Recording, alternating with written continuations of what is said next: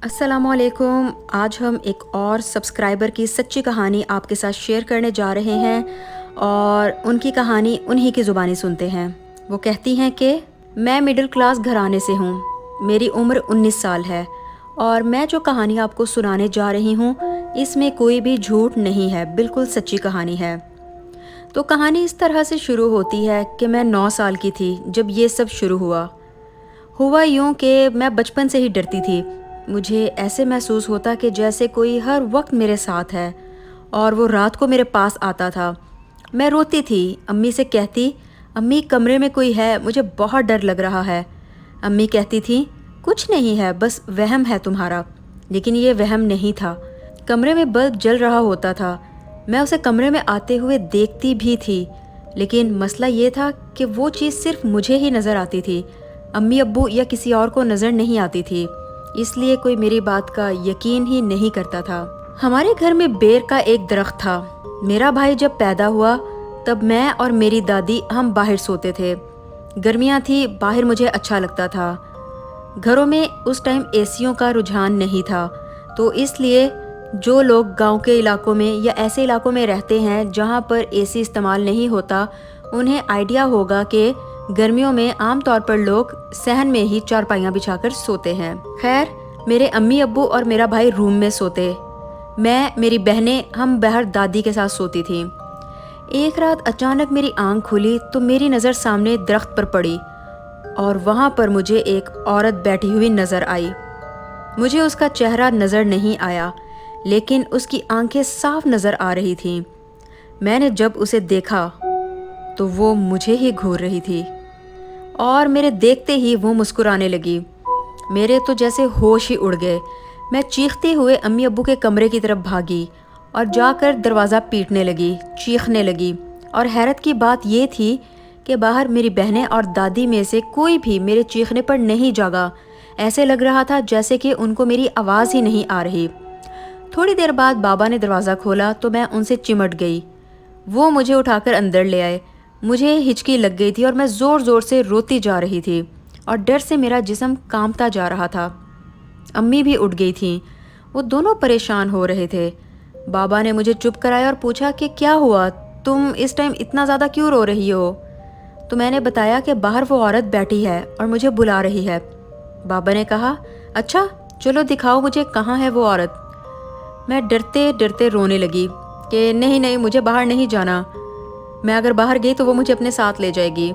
तो बाबा खुद बाहर गए और देखा तो कोई भी नहीं था। बाबा ने कहा कि तुमने यकीनन कोई ख्वाब देखा होगा क्योंकि बाहर तो कोई भी नहीं। लेकिन मैं ही जानती थी कि वो ख्वाब नहीं था। और उस रात मैं एक पल नहीं सोई, सारी रात जागती रही। अम्मी अब्बू भी मेरे साथ जागते रहे। सुबह के करीब जाकर मुझे नींद आई। फिर ये सिलसिला चल पड़ा। मुझे रोज़ कुछ न कुछ महसूस होता था, लेकिन कोई मेरी बात का यकीन नहीं करता था। सब कहते थे वहम है तुम्हारा, वहम है तुम्हारा। फिर एक रात मैं अम्मी अब्बू के साथ सो रही थी। डर की वजह से मैं अकेली नहीं सोती थी। तो रात को मेरी आंख खुली, कमरे में लाइट जल रही थी। मेरी नज़र सामने मेरे भाई पर पड़ी तो उसके ऊपर से एक औरत खड़ी थी। उसने चेहरा झुका रखा था। उसके बाल बहुत ज़्यादा लंबे थे, कद इतना लंबा नहीं था। वो मेरे भाई को देख रही थी और मैं चुप करके इस औरत को, अब शोर करती तो कौन सा किसी ने मेरी बात का यकीन करना था। थोड़ी देर बाद इस औरत ने जैसे ही चेहरा उठाकर मुझे देखा तो मेरे रोंगटे खड़े हो गए। उसका चेहरा बहुत खौफनाक था। मुझे देखते ही वो मुस्कुराने लगी। मैंने डरते डरते खुद को कंबल में छुपा लिया और आंखें बंद करते हुए आयतल कुर्सी पढ़ने लगी और इसी तरह मुझे नींद आ गई। सुबह जब मैं उठी तो मेरे भाई का चेहरा नीला हुआ पड़ा था। मैंने रात का वाकया किसी को नहीं बताया। क्यों? क्योंकि कौन सा किसी ने यकीन करना था। और स्कूल चली गई। लेकिन जब मैं वापस आई तो भाई घर नहीं था। ताई अम्मा ने बताया कि वो हॉस्पिटल है, उसकी तबीयत बहुत ख़राब है, दुआ करो। लेकिन मेरा भाई फौत हो गया। फिर ऐसे ही ये सब होता रहा। कभी मुझे खुशबू महसूस होती, इतनी खूबसूरत खुशबू कि काफ़ी दिन मेरे हवासों पर छाई रहती। वक्त गुजरता गया और ये सब चीज़ें भी बढ़ने लगीं। अब तो मेरे घर वालों को भी महसूस होने लगा था। कभी हमारे घर के चूल्हे में आधी रात को आग जल जाती تو کبھی پورے گھر کی دیواریں لائٹوں سے جگمگا اٹھتیں، کبھی بہت زیادہ خوشبو چھا جاتی۔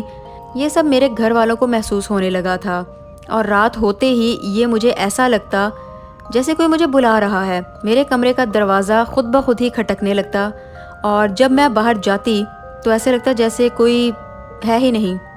کبھی اگر میں دروازہ نہیں کھولتی تھی تو ایسے لگتا جیسے کوئی غصے میں مجھے بلا رہا ہے، اور کبھی میرے امی ابو کی آوازیں آتی۔ میں نے جب بابا کو بتایا تو انہوں نے مجھے منع کر دیا کہ کوئی بھی آواز آئے باہر نہیں جانا تم نے۔ میرے بابا مجھے ایک بابا جی کے پاس لے گئے۔ وہ کوئی جعلی بابا تھے، اس کے تعویذ کا الٹا اثر ہوا اور ہمیں نقصان اٹھانا پڑا۔ میں نے ابو کو منع کر دیا کہ اب میں کسی جعلی بابے کے پاس نہیں جاؤں گی۔ میں جب 17 سال کی ہوئی تو بابا نے میری شادی طے کر دی۔ شادی میں صرف 2 دن رہتے تھے، جبکہ دلہا کے گھر والوں میں سے کسی کا انتقال ہو گیا۔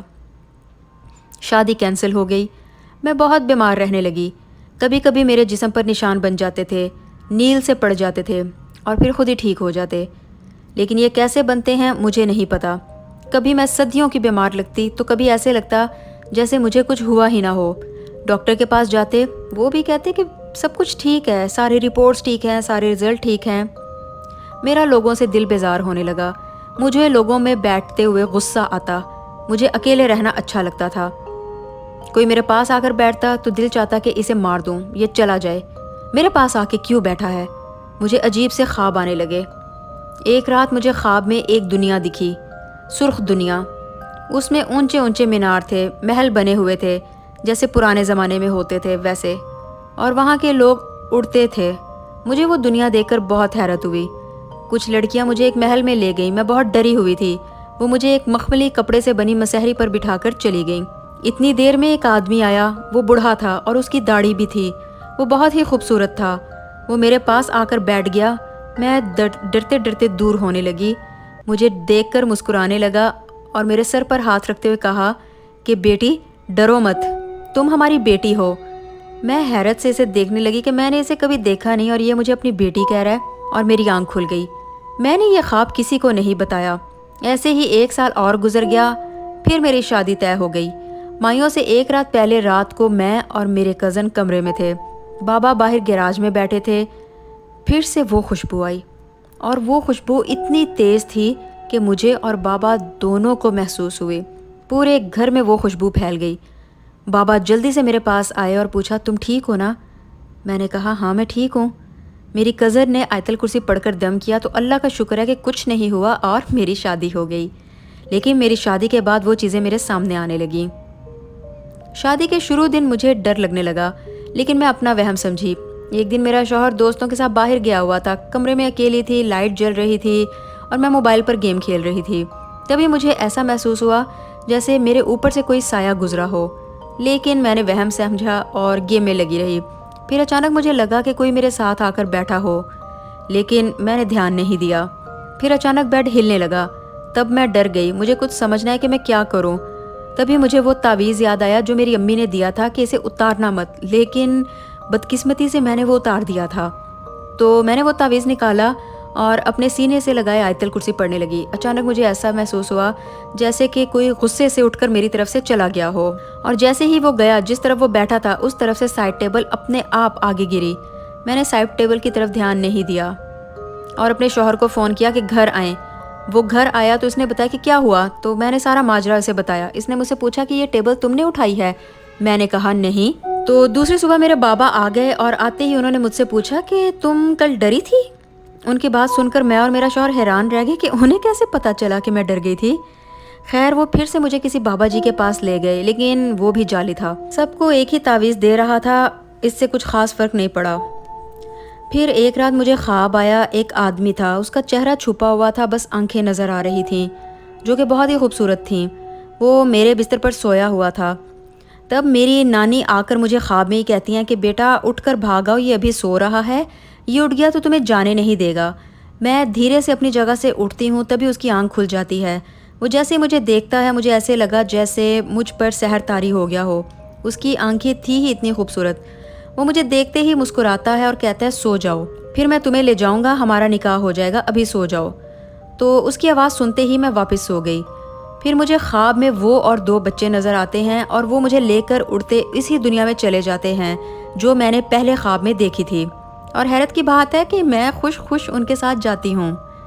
ایسے خواب بڑھتے گئے اور پھر یہ خواب میرے بابا کو بھی آنے لگے، جہاں وہ مجھے اپنے ساتھ لے جانے کی بات کرتے تھے۔ میرے بابا ان خوابوں کی وجہ سے بہت ڈر گئے تھے، وہ اتنا روتے تھے، انہیں ڈر تھا کہ میں واقعی کہیں ان سے دور نہ چلی جاؤں، کیونکہ وہ مجھ سے بہت پیار کرتے تھے۔ پھر یہ چیزیں ٹائم کے ساتھ ساتھ بڑھتی گئیں۔